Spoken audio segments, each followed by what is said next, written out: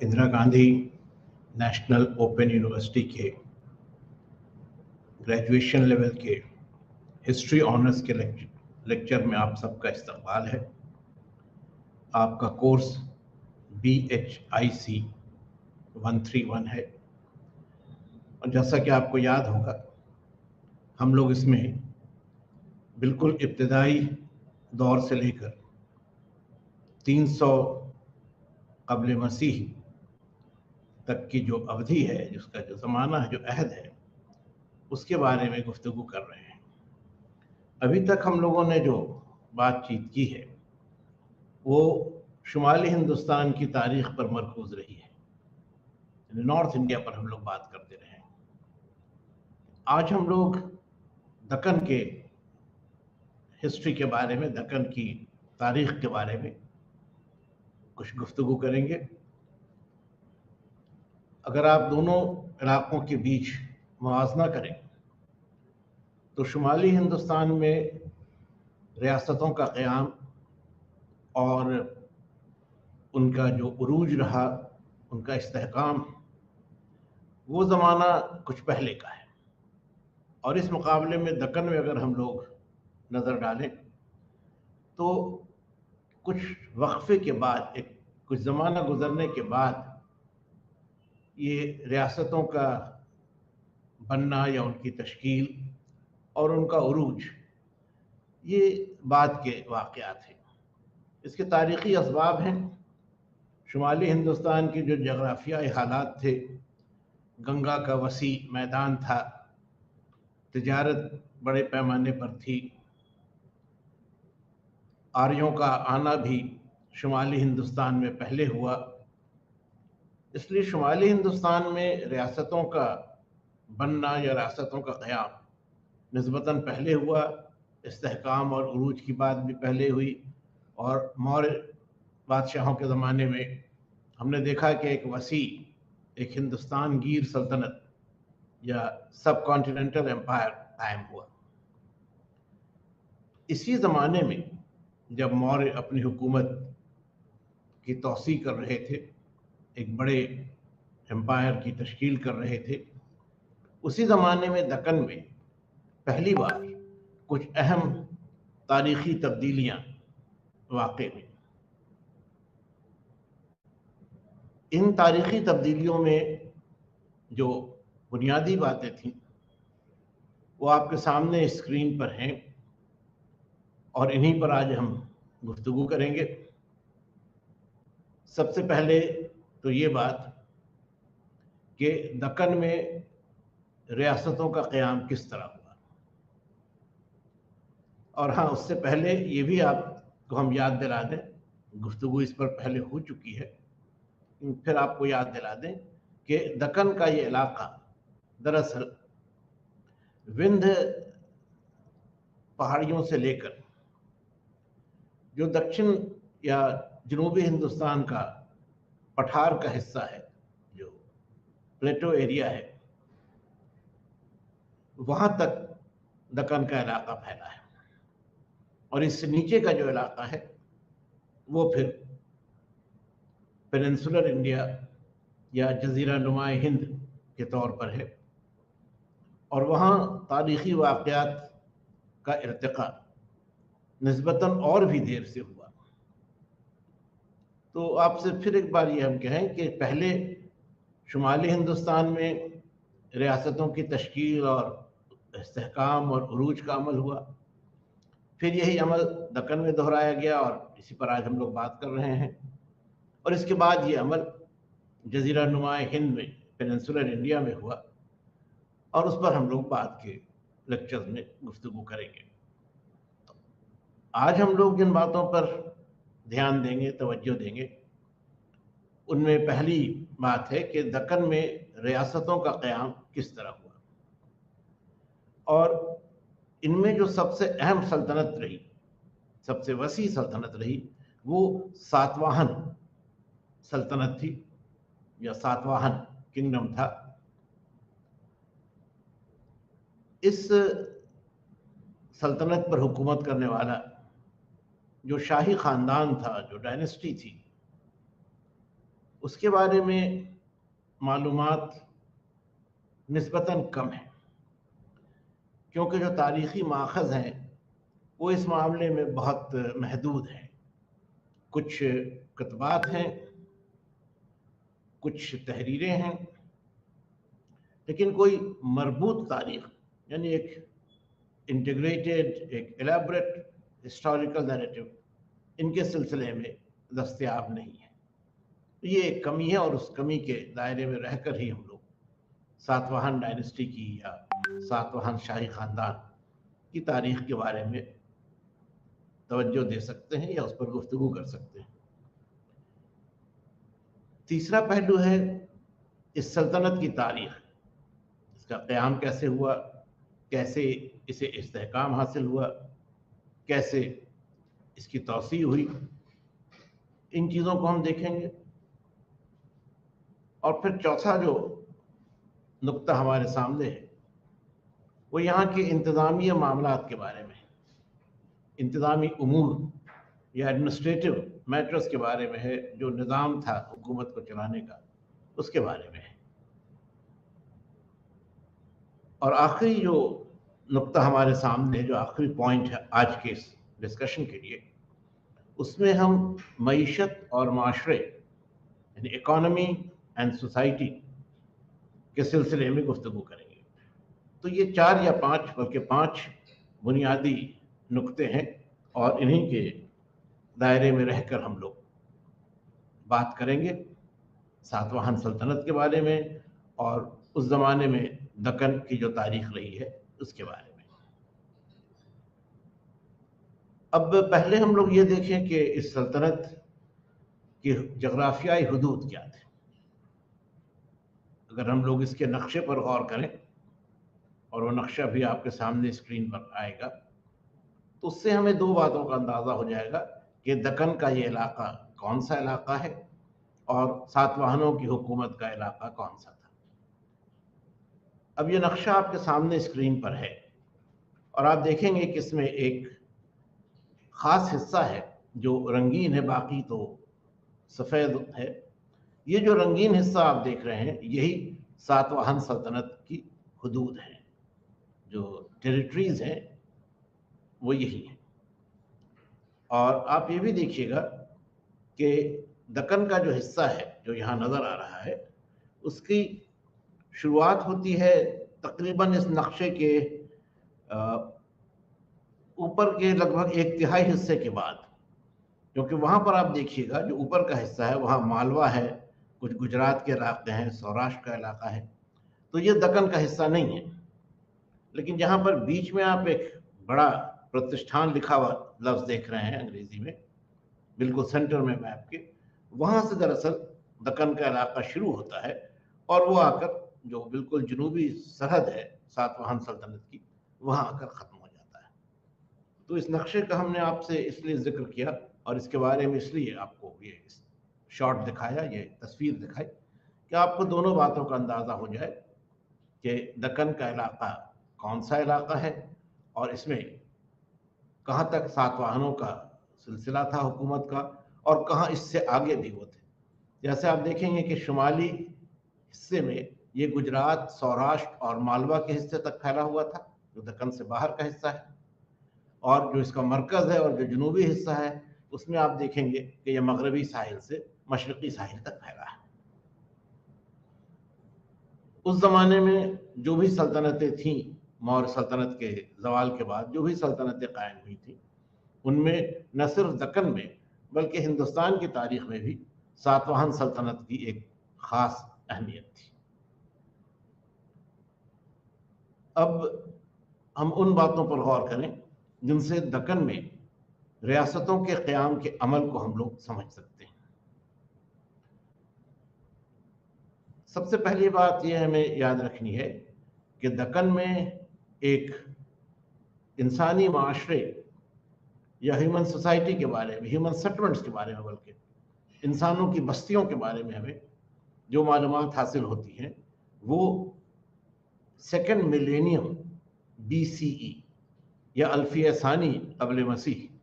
अल्फिया आप जानते हैं कि 1000 साल के पीरियड को, उसकी मुद्दत को कहते हैं, सानी दूसरे को कहते हैं।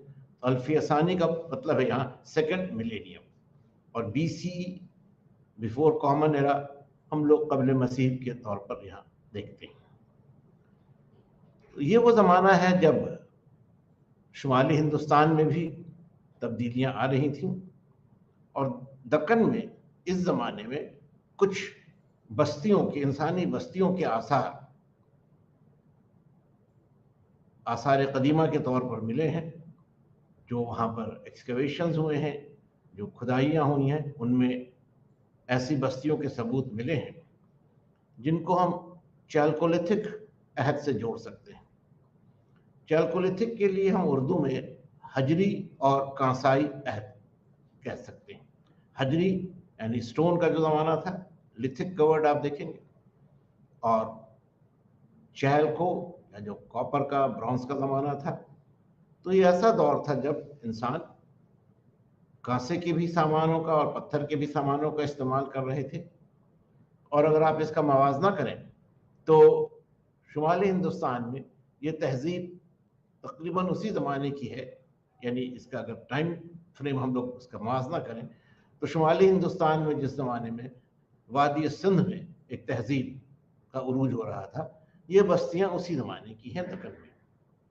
फ़र्क सिर्फ इतना है कि वादी सिंध में एक बहुत ही तरक्की याफ्ता तहजीब वजूद में आ चुकी थी, और यहाँ ये महज मामूली समझिए रूरल सेटलमेंट्स थे, या ये देही बस्तियां थी।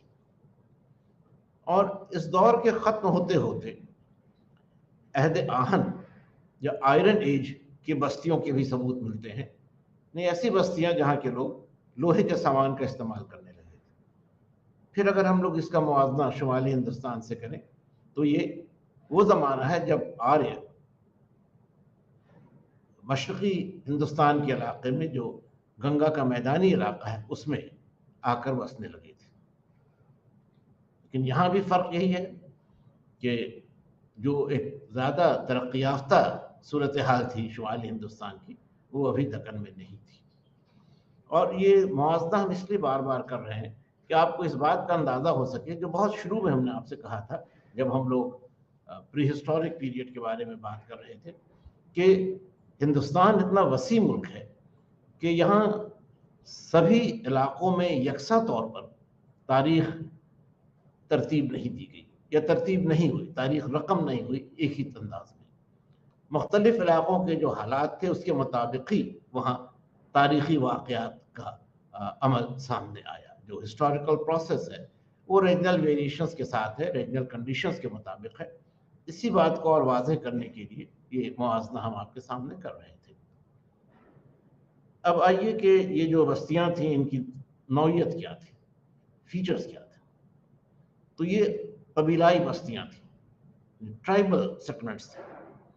ऐसे इलाके थे जहाँ किसी ख़ास कबीले या किसी ख़ास ट्राइब के लोग बसे हुए थे, और इसमें कुछ मामूली थे, कुछ अहम थे। अहम कबीलों में आंध्र या सबर या बुलंद, ये सब शामिल थे। मगर ये ध्यान रखिएगा कि जो आंध्र कबीला था वो सबसे ज़्यादा अहम था, और ऐसा माना जाता है कि इन्हीं या इसी कबीले से, इन्हीं लोगों से सातवाहन शाही ख़ानदान का ताल्लुक़ है। इसका जो इब्तिदाई दौर है वो इसी कबीले से जुड़ा है, और इसीलिए आप देखेंगे कि बाज़ किताबों में सातवाहनों को आंध्र सातवाहन के नाम से भी मुखातिब किया गया है। तो ये आंध्र कबीला इस ज़माने में सबसे अहम था। इनका जिक्र सबसे पहली बार अशोक के कतबात में मिलता है, यानी मौर्यों का जो अहद है उसके तकरीबन वस्ती दौर में इन कबीलों का जिक्र मिलता है। और ये अंदाज़ा किया जा सकता है कि उस वक्त तक ये कबीले एक अहम हैसियत हासिल कर चुके थे, इस हद तक कि हिंदुस्तान का जो बादशाह था, जो एम्परर था इंडिया का, वो इनके बारे में जानता था और इनका जिक्र उसके कतबात में मिलता है। ये तो तारीख़ी पस मंज़र था। अब आप ये भी जानते हैं कि जो तारीख़ का अमल है उस पर जग़राफ़ियाई हालात या जो जोग्राफिकल कंडीशंस होते हैं उनका भी बहुत असर पड़ता है। अगर तारीख़ इंसानों की जो एक्टिविटीज़ हैं, उनका जो अमल है या उनके जो अवामिल हैं, उनके बारे में हमें बताती है। तो जग़राफ़िया हमें किसी मख़सूस इलाक़े की जो ख़ुसूसियात हैं, ज़मीन है, नदियाँ हैं, पहाड़ हैं, इनके बारे में बताती है। और आप ये भी जानते हैं कि इन दोनों में एक बाहमी तफ़ाउल होता रहता है, इंटरैक्शन है। इंसानी ज़िंदगी में जो तब्दीलियाँ आती हैं, उससे जग़राफ़िया पर असर पड़ता है, माहौलियात पर असर पड़ता है, और जो जग़राफ़ियाई हालात होते हैं, वो इंसानी माशरे की इर्तिक़ा में मददगार होते हैं। तो कुछ जग़राफ़ियाई हालात को भी हम लोग देखें। 2 चीज़ें यहाँ पर काबिल गौर हैं। पहली बात ये कि यहाँ की ज़मीन ज़रख़ीज़ थी। आप जानते हैं कि इसमें एक जानिब नर्मदा और ताप्ती नदियाँ थीं, दूसरी जानिब कृष्णा और गोदावरी नदियाँ थीं। ये 2 एक्सट्रीम्स हैं, जो नॉर्थ में और साउथ में। लेकिन इनके बीच की जो ज़मीन थी, और ख़ास तौर पर जो साहिली ज़मीन थी, यानी वो ज़मीन जहाँ पर ये नदियाँ आकर समुद्र में मिल जाती थी, वो ज़मीन ज़रख़ीज़ थी। और ज़रख़ीज़ होने की वजह से यहाँ ज़राअत को काफ़ी तरक्की मिली थी। खेती बाड़ी का काम बहुत बेहतर हालत में था, और इसको यहाँ के हुक्मरानों ने भी इसको पैट्रोनाइज़ किया था, इसकी सरपरस्ती की थी, ऐसे वसाइल फराहम किए थे जिससे खेती के काम में आसानी हो। तो ज़राअत के मामले में ये इलाका बहुत ज़रख़ीज़ था, और ज़ाहिर है कि जब ज़रई तरक्की का या एग्रीकल्चरल प्रोग्रेस का एक ख़ास मकाम आया, तो वहाँ से एक्यूमुलेशन ऑफ सरप्लस, या जो ज़्यादा पैदावार थी, उसके जमा करने का अमल हुआ, और इससे फिर सियासी क़ुव्वत का भी उरूज हुआ। दूसरी चीज़ ये थी कि यहाँ की जो पहाड़ियाँ थीं या पहाड़ी इलाके थे, वहाँ पर बहुत सारी कानें थीं, माइंस थी, और कई तरह के कीमती मादनियात या मिनरल्स यहाँ आसानी से दस्तयाब थे। जैसे इस इलाके में आप देखें कि सोने की कानें हैं, हीरे की कानें हैं। आपको शायद पता भी होगा कि जो इतना मशहूर हीरा है कोहिनूर, जिसका हिंदुस्तान की तारीख में बराबर जिक्र होता है, कोहिनूर का हीरा भी इसी इलाके से, उस ज़माने में गोंडवाना की सल्तनत थी, उसी इलाके से हीरा हासिल हुआ था। तो ये एक अहम बात थी कि यहाँ के जो मादनियात थे, जो मिनरल्स थे, वो काफ़ी रिच थे, और उनकी तिजारत से जवाहरात भी यहाँ थे। तो मादनियात, ज़रई पैदावार, जवाहरात, इन सब वजह से ये इलाका मईशत के मामले में अहम था। और ये भी एक वजह है कि इस इलाके में मौर्य हुक्मरानों ने भी अपनी सल्तनत की तौसीक की थी। और आपको याद होगा कि चंद्रगुप्त के बाद बिंदुसार ने दक्कन में, ये जिक्र आपने पढ़ा होगा, कि समुंदर से समुंदर तक, यानी बहरे अरब से लेकर खलीज बंगाल तक, इस पूरे इलाके में अपनी हुकूमत कायम कर ली थी बिंदुसार ने, जो चंद्रगुप्त मौर्य का वारिस था। और यही वजह थी कि ये इलाका अब उस सियासी अमल का एक हिस्सा बन गया जो शुमाली हिंदुस्तान में अब तक जारी रहा था और काफ़ी तरक्की हासिल कर चुका था। यानी मौर्यों से जो इनका एक्सपोजर हुआ है, मौर्यों के साथ जो इनका एक बाहमी इर्तिबात हुआ है, उसकी वजह से यहाँ भी नए सियासी हालात पैदा हुए, और तरक्की की नई सूरतें, सियासी तरक्की की नई सूरतें, रियासतों के तश्कील की नई सूरतें सामने आई। कुछ बातों के बारे में हमने अभी भी आपसे जिक्र किया, वो इस स्लाइड में आपके सामने है। मसलन ये कि सातवाहन ख़ानदान का ताल्लुक आंध्र कबीले से जोड़ा जाता है, और इन्हें आंध्र सातवाहन भी कहते हैं। अभी कुछ पहले हमने ये बात आपसे कही थी, जहाँ इस बात को मैं दोहरा रहा हूँ। मैंने ये भी आपसे कहा था कि इन हुक्मरानों के या इस शाही ख़ानदान के मुतालिक तारीख़ी माख़ज़ बहुत वाज़ेह नहीं है, सोर्सेज में बहुत ज़्यादा मालूमात इनके सिलसिले में नहीं मिलती। इनका जिक्र पुराणों में मिलता है, लेकिन पुराण चूँकि तारीख़ी तसानीफ़ नहीं है, हिस्टोरिकल वर्क्स नहीं है, इसलिए इस जो इनके बारे में जो बयानिया है, उसमें कोई रब्त और तरतीब नहीं है। हमने पहले भी आपसे कहा था कि कुछ कतबे इनके हैं, सिक्के भी हैं, और इससे भी इनकी तारीख़ के बारे में हम लोग बात करते हैं, मगर तारीख़ के मामले में तफसीली गुफ्तगू मुमकिन नहीं है। अब पुराणों के हवाले से ही अगर हम लोग बात करें तो जो जिक्र मिलता है पुराणों में उसके मुताबिक सातवाहन शाही खानदान या डायनेस्टी का जो बानी था, जो फाउंडर था, वो सिमुक नाम का एक राजा था। इसके बारे में और इसके जो कुछ वारिसीन हुए, जो इमीडिएट सक्सेसर्स हैं, उनके ज़माने के जो वाक़यात हैं, उनकी जो तारीख़ है, वो एक कदवे में दर्ज है और ये नाना घाट कदवा कहलाता है। और इससे हम लोग इब्तिदाई दौर के कई बादशाहों के बारे में जानते हैं, लेकिन इनमें सबसे अहम था सतकर्णी। और सतकर्णी के ही ज़माने में आंध्र सल्तनत की तौसी का काम शुरू हुआ, लेकिन इस सिलसिले में उसको कुछ कामयाबी भी मिली और कुछ नाकामी भी। मिसाल के तौर पर सतकर्णी ने मगरबी साहिल के जो क्षत्रप थे, यानी जो शक हुक्मरानों के वारिसीन थे, शक क्षत्रप्स को या शक क्षत्रपों को सतकर्णी ने हराया और अपने हुकूमत को उस इलाके में उसने, साहिली इलाके में, मगरबी साहिल के इलाके में उसने वसअत दी।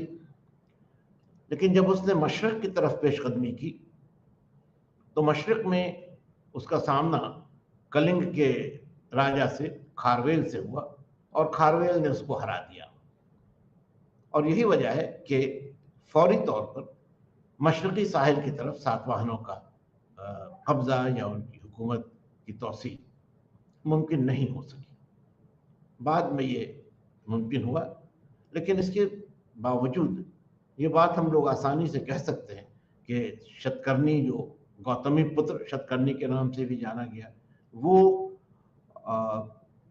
सातवाहन सल्तनत का, जो सातवाहन एम्पायर है, उसका सही मानों में बानी था।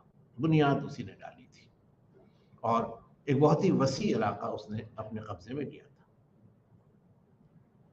तो सियासी तारीख के बारे में ये कुछ अहम बातें हैं। अब इसके बाद हम ये देखेंगे कि इस सल्तनत में जो एडमिनिस्ट्रेटिव सिस्टम था, जो इंतज़ामिया थी या जो इंतज़ामी निज़ाम था, उसकी क्या खासियतें थी। और यहाँ भी आप देखेंगे कि जो एक पैटर्न, जो एक शक्ल मौर्य इंतज़ामिया की रही थी, उससे काफ़ी मिलती जुलती सूरत सातवाहन सल्तनत के मरकज़ी इंतज़ामिया में है। यानी जो सेंट्रल एडमिनिस्ट्रेशन है वो काफ़ी हद तक मौर्यन एडमिनिस्ट्रेशन के पैटर्न को, उसकी शक्ल को फॉलो करता है, उसी के मुताबिक है या उससे मुतासिर है। लेकिन दूसरी जानिब जो नई बात है इस इंतज़ामी सिलसिले में, कि यहाँ मकामी सतह पर, लोकल लेवल पर भी इंतज़ामी उमूर का एक मुनासिब नज़्म था और इसमें जो मकामी ताकतें थीं, जो लोकल पावर्स थे, उनको भी एक अहम हैसियत हासिल थी।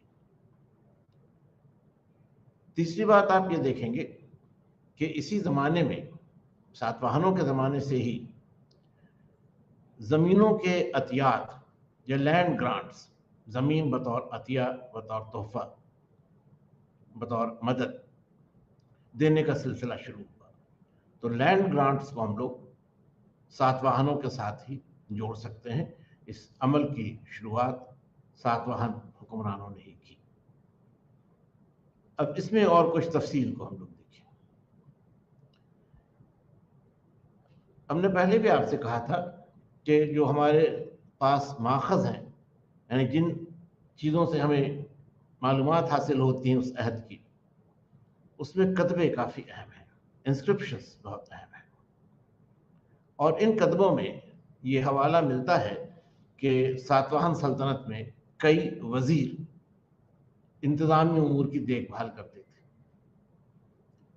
अब इनकी सही तादाद क्या थी, कितने वज़ीर थे, कौन कौन से काम ये देखते थे, इन सब की तफसील नहीं मिलती है। ज़ाहिर है कि कतबा मुख्तसर होता है, बहुत ज़्यादा तफसील से उसमें आप बातों का जिक्र नहीं कर सकते हैं। लेकिन फिर भी जो इसमें इशारे मिलते हैं, जो एक अंदाज़ा हमें मिलता है, उससे ये कहा जा सकता है कि वो वज़ीर या वो 2 वज़ीर जो शाही ख़ज़ाने और अराज़ी या महसूल के मामलों को देखते थे, उनकी बहुत अहमियत थी। अब शाही ख़ज़ाना या ट्रेज़री आप अंदाज़ा कर सकते हैं कि वो महकमा था जहाँ सल्तनत के जो सारे माशी वसाइल थे, वो इकट्ठा होते थे। उसी से इंतज़ामिया का खर्च चलता था, फ़ौज का खर्च चलता था, बादशाह का अपना खर्च चलता था। इसलिए वो बड़ा ही क्रूशियल डिपार्टमेंट था, बहुत ही अहम महकमा था। और यही वजह है कि जो वज़ीर उस ख़ज़ाने के मामले को देखने वाला था, जो ख़ज़ाने के उमूर को देखने वाला था, उसकी इंतज़ामिया में बहुत ज़्यादा अहमियत थी। इसके बाद अराज़ी या महसूल का जहाँ तक सवाल है, तो इसका ताल्लुक ज़मीन से जो लगान हासिल होता था, महसूल या लगान, और अराज़ी यानी खेती की ज़मीन। तो एग्रीकल्चरल लैंड और रेवेन्यू सॉरी, इन दोनों से जो वज़ीर ताल्लुक़ रखता था या इन मामलों को जो देखता था, उसकी कलीदी अहमियत थी, की सिग्निफिकेंस था। और ये तो कहना मुश्किल है कि एक ही वज़ीर इन दोनों कामों को देखता था या 2 अलग-अलग वज़ीर थे या सूरत हाल बदलती रही थी। मगर ये बिल्कुल तय है कि इंतज़ामिया में सबसे अहम महकमा ख़ज़ाना और अराज़ी का महकमा था। दूसरी बात ये, जो हमने ज़मीन के अतियात की बात आपसे कही, कि इसी ज़माने में मज़हबी बुनियाद पर, रिलीजियस ग्रांट्स के तौर पर, ज़मीन के अतियात या लैंड ग्रांट्स दिए जाने लगे। शुरू में ये ज़मीनें या तो ब्राह्मणों या बौद्ध मज़हब से जुड़े हुए जो अदारे थे, हिंदू मज़हब से जुड़े हुए अदारे या बौद्ध मज़हब से जुड़े हुए अदारे, या हिंदुओं में ब्राह्मण, समझिए कि इंटेलेक्चुअल्स का जो क्लास था, रिलीजियस फंक्शंस का, मजहबी उमूर को देखने वाला जो तबका था, जो तालीम याफ्ता तबका था, उसको ये ग्रांट्स दिए जाते थे सरपरस्ती के लिए। और ये ग्रांट्स, ये जो अतियात थे, ये ख़ास अदारों को दिए जाते थे। बाद में अफराद को भी दिए जाने लगे, इंडिविजुअल्स को भी दिए जाने लगे, लेकिन शुरू में ये अफराद को दिए जाते, एक अदारों को दिए जाते थे, सॉरी। और इन अदारों में 2-3 नाम आप देखेंगे, आपके सामने स्क्रीन पर हैं, मठ और विहार और मंदिर। यहाँ ये आपसे हम वजाहत कर दें कि विहार आप जानते ही हैं कि बौद्धों के मराकज़ थे। मठ और मंदिर, इन दोनों का ताल्लुक हिंदू मज़हब से था। और मंदिर ख़ास तौर पर अहम थे क्योंकि इनमें सिर्फ मजहबी मामलात ही नहीं, बल्कि तालीम का मामला भी वहाँ की एक्टिविटीज़ में शामिल था। और मंदिर एक तरह से एक स्कूल या एक एलिमेंट्री कॉलेज के तौर पर भी काम करते थे। तो ज़ाहिर है इनकी देख रेख के लिए और इनको मेंटेनेंस के लिए ज़मीनें दी जाती थी। अब जो ज़मीनें इन्हें दी जाती थी, उनसे जो महसूल या जो लगान हासिल होता था, उस पर बादशाह का कोई हक नहीं होता था। बादशाह लगान लेने का जो इख्तियार था या लगान से हासिल होने वाली जो आमदनी थी, वो बतौर अतिया, बतौर तोहफा इन अदारों को दे देता था। और इसी से इन अदारों के खर्च की रकम हासिल की जाती थी। इसीलिए इनको कहीं कहीं टैक्स फ्री ग्रांट्स भी कहते हैं या बरी अज़ महसूल अतियात भी कहते हैं। टैक्स फ्री का मतलब ये नहीं होता है कि यहाँ टैक्स नहीं लगता था, टैक्स तो लगता था, मगर वो टैक्स बादशाह के ख़जाने में नहीं जाता था। और इसीलिए बादशाह के नुक्ता नज़र से, मरकज़ी इंतज़ामिया के नुक्ता नज़र से यहाँ टैक्स नहीं लगता था, टैक्स फ्री था। जो टैक्स लगता था वो जो मजहबी या कुछ तालीमी अदारे थे, उनको जाता था और इसी से उनका खर्च चलता था। ये जो सिलसिला था जमीन को बतौर अतिया देने का, ये वक्त के साथ साथ और वसीतर होता चला गया। और एक वक्त वो भी आया कि जो हुक्मरान थे वो अपने फौजियों को भी तनख्वाह नकद की सूरत में देने के बजाय, कैश पेमेंट के बजाय लैंड ग्रांट्स के जरिए करने लगे। यानी जो ज़मीनें थीं वो सिपाहियों को दी जाती थीं और वहाँ से जो महसूल आता था वो सिपाही की तनख्वाह का हिस्सा बन जाता था। वहाँ से भी बादशाह को या राजा को कोई लगान नहीं मिलता था। तो ये प्रोलिफरेशन ऑफ ग्रांट्स हम लोग इसे कहते हैं, यानी अतियात में अब अदाफा, मुस्तकिल अदाफा या एक मुतवातिर अंदाज से अदाफा होता गया।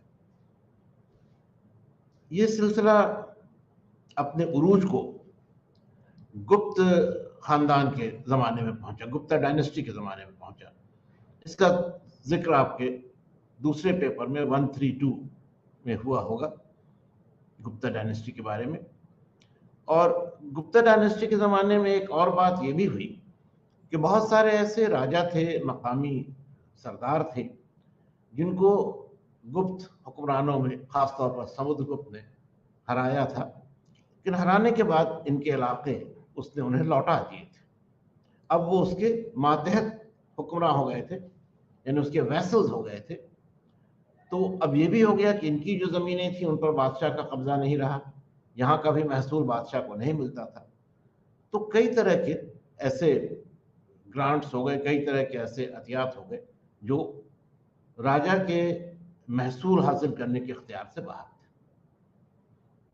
कुछ सिपाहियों के लिए थे, कुछ अदारों के लिए थे, कुछ अफराद के लिए थे। और ये जो सूरत हाल बनी, इसे एक मुनज़्ज़म सूरत हासिल थी। और जो भी ज़मीन किसी को दी जाती थी एक ग्रांट की शक्ल में, एक अतिये के तौर पर, तो उसके लिए सनद दी जाती थी, यानी इस ग्रांट को रिकॉर्ड कर दिया जाता था, तहरीरी तौर पर उसका इंदराज होता था। और इसके लिए जो सनद दी जाती थी वो या तो तांबे के टुकड़े पर होती थी, या लकड़ी की तख्ती पर होती थी, या कभी कपड़े के टुकड़े पर भी होती थी। तो ये चार्टर्स कहलाए। कॉपर प्लेट भी चार्टर्स हैं, जो वुडन प्लेट्स हैं वो भी चार्टर हैं, और जो क्लॉथ पीसेस हैं वो भी चार्टर हैं। चार्टर यानी एक तरह का एलानिया, एक तरह का फरमान कि फला शख्स को या फला अदारे को ये ज़मीन दी गई है। और ये एक तरह से ज़मीन पर उसके हक या उसका जो क्लेम था, जो दावा था, उसका सबूत थे। जैसा कि आपसे हम कह रहे थे, यही सिलसिला आगे चलकर हिंदुस्तान में फ्यूडलिज्म, या जिसे हिंदी में हम सामंतवाद कहते हैं, या उर्दू में जागीरियत या जागीरदारी का निज़ाम कहते हैं, उसका फ़रोग़ इन्हीं लैंड ग्रांट्स के ज़रिए हुआ। और दक्कन में तो इसको बहुत ज़्यादा तरक्की मिली, और गुप्त हुक्मरानों के बाद शुमाली हिंदुस्तान में भी इस अमल को या इस दस्तूर को, ज़मीनें देने के दस्तूर को काफ़ी फ़रोग़ हासिल हुआ। और गुप्त हुक्मरानों के अहद के बाद से, यानी जो पोस्ट गुप्ता पीरियड है, उसमें हिंदुस्तान में जो सियासी निज़ाम था या जो पॉलिटी थी, वो इसी फ्यूडल सिस्टम पर या इसी जागीरदारी के निज़ाम पर कायम हो गई। तो कुछ उमूमी खुसूसियात जो रही हैं सातवाहनों के इंतज़ामी मामलात की, उसकी तरफ हमने आपकी तवज्जो दिलाई। अब जो अदारे थे, जो ओहदेदार थे, उनके बारे में भी हम लोग बात कर लें। और यहाँ हम आपकी तवज्जो सूबाई और मकामी, यानी प्रोविंशियल और लोकल गवर्नमेंट, दोनों ही पर हम आपकी तवज्जो दिलाना चाहेंगे। आपकी तवज्जो उस जानिब हो, मेरी कोशिश होगी। क्योंकि हमने पहले भी आपसे कहा कि मौर्य सल्तनत के मुकाबले में सातवाहनों की सल्तनत की एक ख़ास बात ये थी कि यहाँ जो मकामी ताकतें थीं, उनको भी इंतज़ामिया में अहम मकाम हासिल था। इसलिए मकामी इंतज़ामिया को भी समझना हमारे लिए ज़रूरी है। मरकज़ के बारे में हमने आपसे कहा कि तकरीबन वही पैटर्न था जो मौर्यों का था, लेकिन हाँ, उतना वसी और उतना मुस्तहकम नहीं था, उतना डेवलप नहीं था। वो बुनियादी फीचर्स उसी अंदाज के थे। सूबाई मामलों को समझने के लिए पहले ये हम लोग देख लें कि सल्तनत में कितने सूबे थे और कितना बड़ा इलाका था। स्लाइड में आपके सामने ये लिखा है कि आंध्र प्रदेश जो आज का है, फिर दक्कन का जो शुमाली हिस्सा है, नॉर्दर्न डेक्कन, मालवा का जो जनूबी हिस्सा है, सौराष्ट्र का जो इलाका है, ये सभी सातवाहन सल्तनत का हिस्सा थे। और सौराष्ट्र के इलाके के साथ थोड़ा सा हिस्सा गुजरात के साहिल का भी इस सल्तनत में शामिल था। तो काफी वसी सल्तनत थी। आंध्र प्रदेश से लेकर कर्नाटक के हिस्सों से, कुछ हिस्सों से होते हुए सौराष्ट्र और फिर गुजरात के कुछ हिस्सों से होते हुए मालवा के कुछ हिस्सों तक और मशरक़ी साहिल तक इसकी तौसीक थी। अब ये बहुत जाहिर है कि इतनी बड़ी हुकूमत का, इतनी बड़ी सल्तनत का निज़ाम सिर्फ मरकज़ से ही नहीं चलाया जा सकता था। इसके लिए सूबाई और मकामी इकाइयाँ भी लाजमी थी। तो सातवाहन सल्तनत भी तकरीबन 5 सूबों में बटी हुई थी। अगर आप देखेंगे ऊपर जो नाम है तो आपको खुद ही अंदाज़ा हो जाएगा। जो आंध्र प्रदेश का इलाका है वो एक सूबा था, शुमाली दक्कन का इलाका था, जनूबी मालवा का इलाका था, सौराष्ट्र का इलाका था और मशरक़ी साहिल का इलाका था। ये 5 सूबे थे। इनमें से हर सूबा आहार कहलाता था।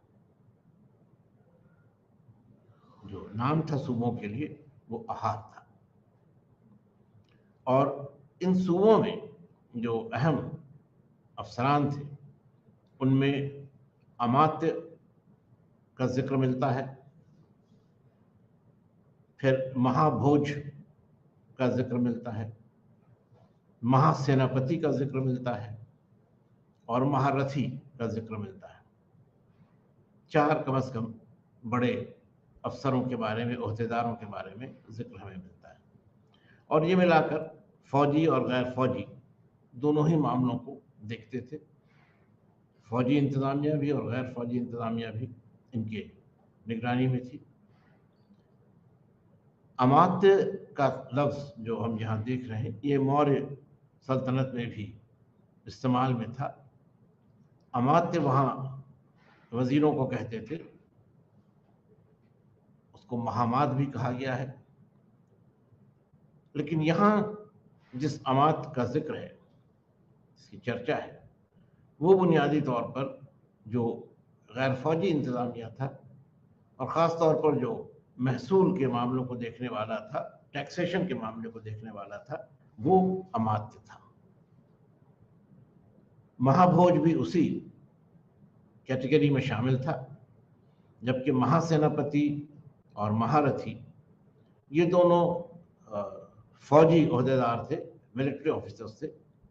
और फौज से जुड़े हुए जितने भी मामले थे, चाहे वो फौज के नज़्म के बारे में हों या सल्तनत की तौसी के बारे में हों, ये इन्हीं दोनों अहम ओहदेदारों की जिम्मेदारी थी। फिर एक और दिलचस्प नाम हमें मिलता है जो है उपरक्षित। उपरक्षित एक मखसूस ओहदेदार है, मखसूस अफसर है, जिसका काम था तामीरात या बिल्डिंग्स, कंस्ट्रक्शन के मामलों को देखना। और ये कंस्ट्रक्शन जो होते थे, ये जो बिल्डिंग्स होती थी, ये ख़ास तौर पर जो बौद्ध भिक्षुओं के लिए विहार बनाए जाते थे, उनके रहने की जो जगह बनाई जाती थी, उनके जो आरामगाह थे, उनसे इन इमारतों का ज़्यादा ताल्लुक़ था। ज़्यादा इमारतें उसी हवाले से बनाई जाती थी और इनको देखने वाला जो अफसर था वो उपरक्षित कहलाता था।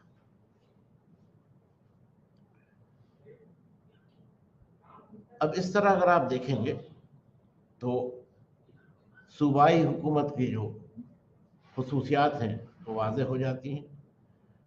मकामी सतह पर जो इंतज़ामी इकाइयाँ थी वो ग्राम और नगर के तौर पर थी। ग्राम देहातों के लिए है, नगर शहरों के लिए। और यहाँ इंतज़ामी मामलात को देखने के लिए एक ऐसी तंजीम थी, एक ऐसी जमात थी जो गांव में ग्राम सभा और शहरों में नगर सभा के तौर पर जानी जाती थी। अब ये एक तरह की नुमाइंदा जमायतें थी, रिप्रेजेंटेटिव ऑर्गेनाइजेशंस थे। और जो मकामी आबादी के सरकर्दा लोग थे, जो लोकल एलिट था, आमतौर पर ये एलिट ज़ातबंदी की बुनियाद पर होता था। तो ये जो मकामी तौर पर बाअसर लोग थे या जो अशराफ थे, वो इसमें नुमाइंदों के तौर पर शामिल होते थे, मेंबर्स के तौर पर शामिल होते थे, और उन्हीं के ज़रिए मकामी जो मामलात थे उनकी देख रेख होती थी, उस सिलसिले में फैसले किए जाते थे। तो आपको तीन फीचर्स मिलेंगे। एक तो जो सूबाई इंतज़ामिया है उस पर मरकज़ का कंट्रोल है, मरकज़ की निगरानी है। फिर जो जागीरदारी का मामला है, फ्यूडल सिस्टम है, उसमें मरकज़ की कोई उसका कोई कंट्रोल नहीं है, उसका कोई निगरानी नहीं है, बस एक उसका वजूद है जो तस्लीम किया जाता है, एक नॉमिनल एग्जिस्टेंस है कि जो फ्यूडल लॉर्ड है या जो ऑटोनोमस चीफ है, जो खुद मुख्तार हुक्मरान है, वो बादशाह को, मरकज़ में जो राजा है, उसको अपना लॉर्ड या अपना स्वामी, अपना मालिक मानेगा, उसको अपना सुपीरियर मानेगा, खुद को उसका मातहत मानेगा, अलामती तौर पर उसको कुछ नजराना देगा, लेकिन बाकी तमाम मामलात में वो खुद मुख्तार होगा।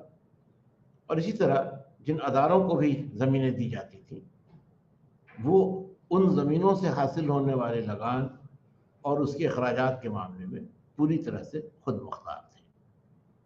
और फिर तीसरा था वो सिलसिला जहाँ के हम देखते हैं कि जो मकामी अशराफ थे वो भी इंतज़ामी मामलात में अपना एक असर रखते थे, फैसला करने में उनकी भी एक अहमियत होती थी, उनकी का भी एक रोल होता था, एक भूमिका उनकी थी निर्णय के मामले में।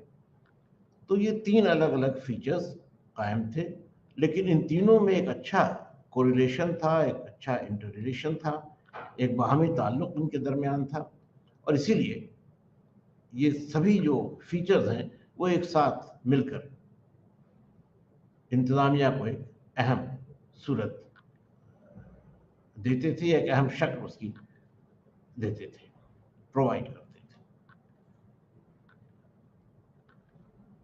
और जब तक ये इंतज़ामी सूरत हाल सही अंदाज में बनी रही, सल्तनत का वजूद भी कायम रहा। अब हम लोग एक अलग मौजू पर बात करें, इकॉनमी या मईशत के बारे में। जो सातवाहन सल्तनत थी उसकी मईशत की क्या ख़ास बातें थी, इकॉनमी के क्या फीचर्स थे। तो पहली बात तो यह है, हमने आपसे इसका जिक्र भी किया, कि सातवाहनों की हुकूमत में ज़राअत को बहुत तरक्की हासिल हुई। और इसका नतीजा ये हुआ कि न सिर्फ जो ज़मींदार थे बल्कि जो किसान थे वो भी खुशहाल थे। दो अल्फाज स्क्रीन पर हैं आपके सामने, एक है गणपति और एक है हलिका। गणपति जो खुशहाल ज़मींदार थे उनको कहा जाता था, यानी जो गांव की आबादी थी उसमें जो अशराफिया था, एलिट तबका था, वो गणपति थे। और हलिका या किसान जो खेती का काम करने वाले थे, जो अशराफिया का हिस्सा नहीं थे, एलिट का हिस्सा नहीं थे, जो प्लेबियंस थे, लेकिन खुशहाल दोनों ही थे। और इस हद तक खुशहाल थे कि जो किसान हैं उनके ज़रिए भी ज़मीन को बतौर अतिया दिए जाने के हवाले मिलते हैं। यानी जो लैंड ग्रांट्स हैं वो जो खुशहाल किसान हैं, जो प्रॉस्पेरस पेजेंट्स हैं, जो हलिका हैं, वो भी लैंड ग्रांट्स दे रहे हैं। ऐसी कोई मिसाल आपको शुमाली हिंदुस्तान में नहीं मिलेगी। तो ये एक दिलचस्प बात है कि एक जानिब जो फ्यूडल सिस्टम है, जो जागीरदारी का निज़ाम है, वो भी कायम है, उसका इस्तेहकाम भी हो रहा है, लेकिन साथ ही साथ जो किसान हैं उनके भी जो हुकूक हैं या उनकी भी जो माली हालत है वो बेहतर है। उसमें कोई उस अंदाज का ज़वाल या वो परेशानी का आलम हमें नहीं मिलता है जो हमें शुमाली हिंदुस्तान के फ्यूडल सिस्टम में मिलता है। तो ये एक दिलचस्प बात है, और ग़ालिबन इसकी वजह यह है कि जो मकामी ताकतों की बात हम कर रहे हैं, ज़मींदारों की बात हम कर रहे हैं, उनकी वजह कर जो किसान थे गांव के, उनको भी निस्बतन ज़्यादा आज़ादी और ज़्यादा माशी खुशहाली हासिल थी। तो ये एक बिल्कुल नई बात है जो हम सातवाहन सल्तनत में देखते हैं कि लैंड ग्रांट्स अब किसान, खुशहाल किसान भी दे रहे हैं, और इससे दोनों बातों की तस्दीक होती है। एक तो ये कि जो फ्यूडल सिस्टम है वो प्रोलिफरेट कर रहा है, ज़मीनों को बतौर अतिया देने का सिलसिला मतवातिर बढ़ रहा है, उसकी सतह फैलती जा रही है। और दूसरे ये कि मकामी असरात की वजह कर किसान भी खुशहाल थे, और खुशहाली की वजह से वो माशरे में एक अहम मकाम भी हासिल कर चुके थे। मगर ये याद रहे, ये बात आम किसानों के लिए नहीं है, ये खुशहाल किसानों के लिए, जो प्रॉस्परस पेजेंट्स थे, या जिनके लिए कभी कभी हम लोग कुलक का लफ्ज़ इस्तेमाल करते हैं। आन सातवाहनों के ज़माने में यही हलिका कहलाते थे। और जाहिर है कि जब ज़मींदार भी खुशहाल थे, किसान भी खुशहाल थे, तो ज़राअत भी काफ़ी तरक्की याफ्ता हालत में थी, प्रॉस्पेरिटी थी। इस प्रॉस्पेरिटी की एक बड़ी वजह यह थी कि इरिगेशनल फैसिलिटीज़ या आबपाशी की सहूलतें, सिंचाई की सुविधाएं बहुत बड़े पैमाने पर विकसित की गई थी, उनकी तरक्की हुई थी। और इसमें नहरों का भी मामला था। जो नदियां थी उस इलाके में, छोटी या बड़ी, क्योंकि यहाँ पर जो पठारी हिस्सा है, जो प्लेटो एरिया है, उसमें कई छोटी छोटी नहरें भी थी, नदियां भी थी, तो उनसे भी नहरें काट कर निकाली गई, और इससे ज़मीन में आबपाशी का, सिंचाई का सिलसिला बेहतर हुआ। और आप ये भी देखिएगा कि दक्कन में ये जो कैनाल्स का मामला है, आबपाशी का मामला है, ये बहुत लंबी तारीख उसकी है। यहाँ तक कि जब आप अहद वस्ता के बारे में पढ़ेंगे, मेडिवल पीरियड के बारे में पढ़ेंगे, तो आप देखेंगे कि विजयनगर के जो बादशाह थे, विजयनगर के जो रूलर्स थे, उन्होंने भी इरिगेशन के मामले में काफ़ी दिलचस्पी ली थी। बहरहाल वो बात की बात है। नहरों के अलावा तालाबों की तामीर हुई, जहाँ बारिश का पानी इकट्ठा किया जा सके और फिर उसका इस्तेमाल खेत में पानी पहुँचाने के लिए किया जा सके, ख़ासतौर पर ऐसे ज़माने में जब बारिश न हो रही हो। दूसरा अहम पहलू जो था मईशत का, वो तजारत थी, और तजारत काफ़ी बेहतर हालत में थी, तजारत को काफ़ी उरूज हासिल हुआ था। इसका सबूत हमें सिक्कों की शक्ल में मिलता है। वैसे तो आम सिक्के कांसे और तांबे के बनाए जाते थे, लेकिन जो ज़्यादा अहम सिक्के थे, जो तिजारत के सिलसिले में ज़्यादा इस्तेमाल में आते थे, जो कि उनकी कीमत, उनका वैल्यू ज़्यादा था, वो सिक्के चांदी के थे और सोने के थे। दो नाम हमें मिलते हैं, एक तो कर्षपन है और दूसरा स्वर्ण है। कर्षपन का जो नाम है वो चांदी और सोने के सिक्कों को कहा जाता है। स्वर्ण आप जानते हैं कि सोने को कहते हैं। तो सोने के सिक्के भी थे, चांदी के सिक्के भी थे, तांबे और कांसे के सिक्के भी थे, जिससे आपको अंदाजा होगा कि जो मॉनेटरी सिस्टम था या जो निज़ाम था करेंसी का, जो मुद्रा प्रणाली थी, वो भी काफ़ी बेहतर हालत में थी। और इसकी बेहतरी का बुनियादी सबब यह था कि तजारत को इससे फ़रोग़ हासिल हो रहा था। तजारत के मामले में भी जो गैर मुल्की तजारत थी, जो फॉरेन ट्रेड था, वो बहुत बेहतर हालत में था, उसकी बहुत तरक्की हो चुकी थी। और एक दिलचस्प बात यह है कि जो सिल्क रूट है या जो राह रेशम थी, जिससे चीन के साथ और यूरोप तक रेशम की तजारत होती थी, उसका एक हिस्सा जो समुद्र के रास्ते से होने वाली तजारत थी, उसका एक हिस्सा सातवाहनों के इलाकों से भी गुजरता था। और इसका जिक्र जिन 2 किताबों में मिला है वो एक Periplus of the Erythraean Sea, Periplus of the Erythraean Sea के नाम से जानी जाती है पहली किताब। इसका लिखने वाला कौन था, मुसन्निफ कौन था, ये पता नहीं। दूसरी किताब टॉलेमी की लिखी हुई है, ज्योग्राफी। इनमें जो हिंदुस्तान का ओवरसीज ट्रेड था उसका जिक्र है और उसी हवाले से सातवाहनों का भी जिक्र है। जो रास्ता था वो हिंदुस्तान से बैक्ट्रिया, जो कि इंडो ग्रीक्स की सल्तनत थी, वहां से काबुल और फिर वस्त एशिया की जानिब जाता था, या फिर बैक्ट्रिया से काबुल और वहां से फिर जुनूब की तरफ आते हुए मथुरा, उज्जैनी, और ये दोनों रास्ते आकर बहरे अरब में मिल जाते थे।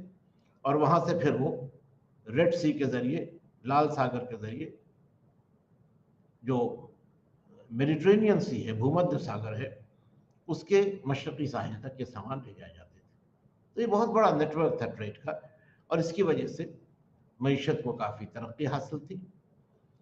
जो बरामदात थे हिंदुस्तान से, उसमें हीरे, मोती, जवाहरात, हाथी दांत के सामान, मसाले और नफीस कपड़े शामिल थे। और जो दरामदात थी, इम्पोर्ट्स थे, उसमें रेशम, पोर्सलिन वेयर या चीनी मिट्टी के बर्तन और शराब, ये बुनियादी तौर पर दरामदात थे। और ये तजारत मशरक़ी और जनूबी मशरक़ी एशिया के मुल्कों के साथ भी होती थी।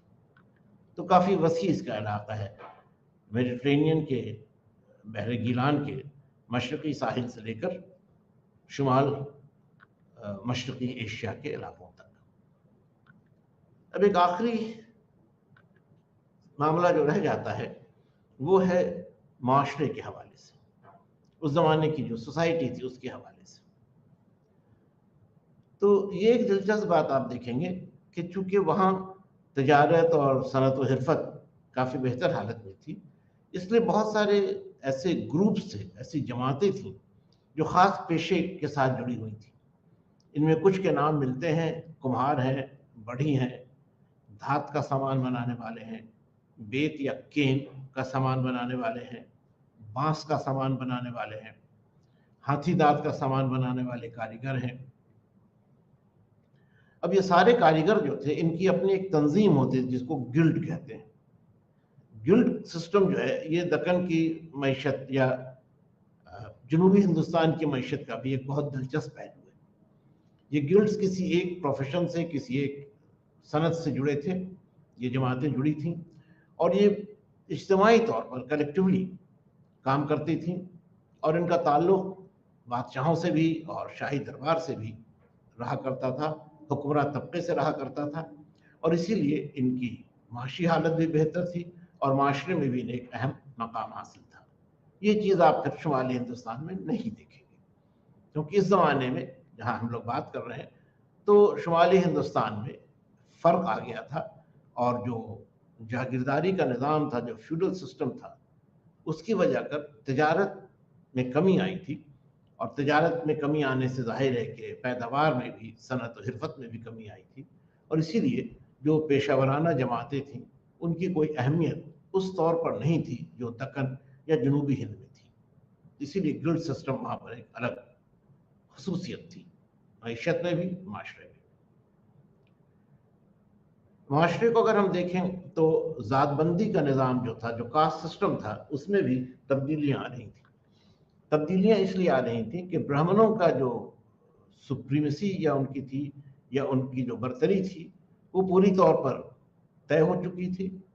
लेकिन जो मुख्तलिफ तबके थे, जो सनत व हिरफत से जुड़े हुए ग्रुप से जमातें थीं, उनकी अहमियत भी पहले से बढ़ गई थी। तो ये एक अहम तब्दीली आई थी। और इसके अलावा जो मामूली लोग थे, जो शूद्र तबके के लोग थे, उनकी हालत में एक जवाल आया था, उसका एक डिक्लाइन हुआ था। तो ऊपर के लेवल पर ब्राह्मणों की बालादस्ती पूरी तरह से कायम हो गई थी। दरमियानी सतह पर जो मुख्तलिफ दस्तकार थे या सनत हिरफत से जुड़े हुए लोग थे, उनकी अहमियत बढ़ी थी, और जो शूद्र थे, जो सबसे कमतर दर्जे पर लोग थे, उनकी हालत और कमज़ोर हो चुकी थी। फिर एक दूसरी बात जो हर माशरे में अहम होती है कि ख़वातीन की क्या हालत थी, ख़वातीन का क्या स्टेटस था, क्या मर्तबा था।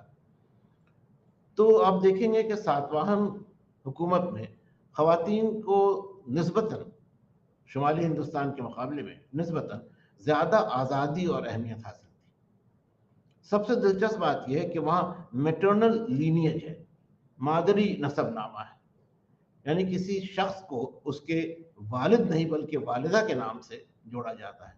जैसे शतकर्णी की बात हम आपसे कर रहे थे, तो उसके नाम में है गौतमी पुत्र शतकर्णी, यानी गौतमी का बेटा। तो जो लिंक है, जो लीनियज है, वो मां से जुड़ा है, बाप से नहीं। ये एक अहम बात है जो खवातीन के सिलसिले में हम कह सकते हैं। फिर ये कि खवातीन को भी ग्रांट्स या अतिया देने का इख्तियार था। तो वहाँ भी मर्दों की एक तरह से समझिए कि मोनोपोली नहीं थी, या उनकी कोई वाहिद उनका इख्तियार नहीं था। खवातीन भी ग्रांट्स दे सकती थी, और जाहिर है कि जब वो ग्रांट्स दे सकती थी तो उनके अपने माशी वसाइल रहे होंगे, उनकी माशी हालत बेहतर होगी।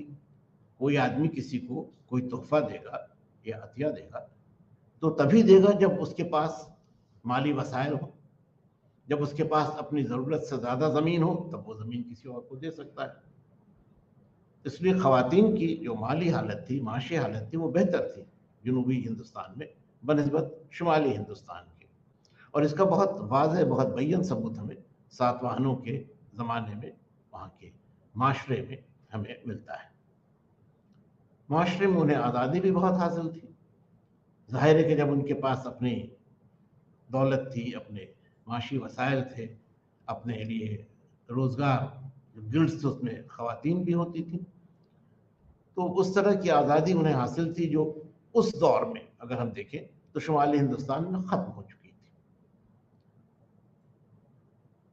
उस लिहाज से भी अगर आप जेंडर के कंटेक्स्ट में भी देखें तो सातवाहनों की एक खुसूसी अहमियत है। उनके ज़माने में जो मैट्रिलिनियल सिस्टम है उसको ज़्यादा अहमियत मिली। पैट्रियार्की तो है, इक़्तिदार तो मर्दों के ही हाथ में है, लेकिन जो नसबनामा है वो माँ से जुड़ा है, और माशी वसाइल औरतों के पास हैं, खासे हैं, और माशरे में भी उनकी एक अहमियत है। आखिरी बात जिसके साथ आज का डिस्कशन, आज का ये लेक्चर हम ख़त्म करना चाहेंगे, वो ये है कि सातवाहन हुक्मरानों के ज़माने में जो प्राकृत ज़बान थी, संस्कृत और प्राकृत का फ़र्क आप जानते हैं। संस्कृत वो ज़बान थी जो महज़्ज़ब लोगों की ज़बान थी, जो तरक्की याफ्ता ज़बान थी, जिसके अपने कवायद थे, ग्रामर्स थे, कॉम्पोजिशन के उसूल थे। और प्राकृत वो ज़बान थी जो आम लोगों की ज़बान थी। संस्कृत एक ज़बान के सिलसिले में लफ्ज़ आता है, और प्राकृत कई ज़बानों के सिलसिले में आता है। प्राकृत कोई एक ज़बान नहीं है, बल्कि मुख्तलिफ इलाकों में जो मकामी ज़बानें थी वो प्राकृत के तौर पर जानी जाती थी, यानी वो ज़बानें जो तरक्की याफ्ता नहीं थी।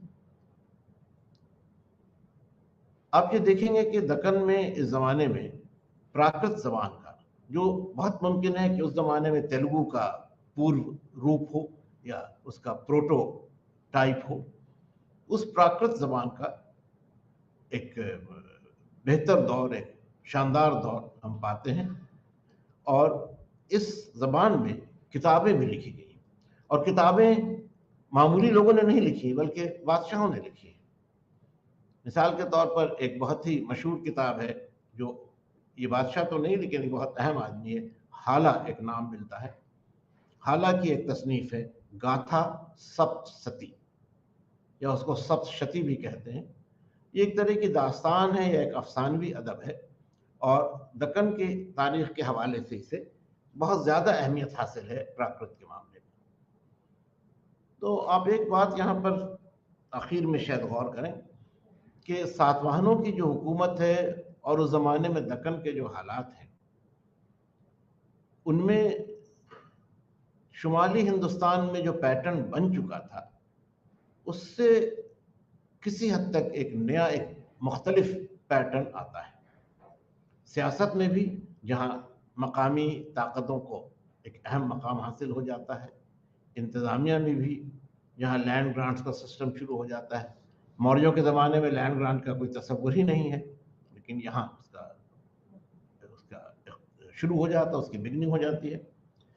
तो ये बातें ऐसी हैं जिन्हें हम लोगों को ध्यान में रखना होगा और दोनों जगह का जो फ़र्क है उसे भी समझना होगा।